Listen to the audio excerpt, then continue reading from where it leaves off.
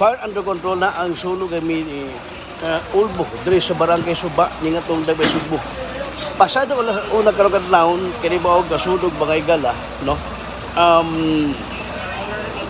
Ni ulbo bisig man sa bagyong Vicky og kusog aga pagbundag sa ulan apan ni matungura kusog kayo ang kanig dunay pipilag ka baga kini pilibalay ang danyos no nga humagilamoy sa mong sunog.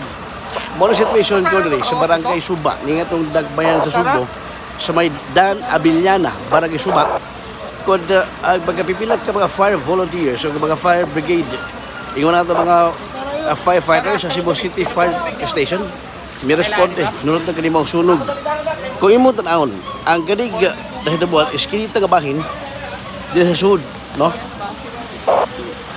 ngit og mo na ang sitwasyon dito sa sud nga bahin ang kini maog gingong fire origin sa maog pag-ulbo sa sunog. But at 2:27 kadlawon adlaw na nga sa barapit sa 19 na sa buwan sa kinidiag Disyembre. Karon kay Bisanigalyo ta na. Paingos Bisanigalyo. Unfortunately, the fire under control ang kini maog sunog.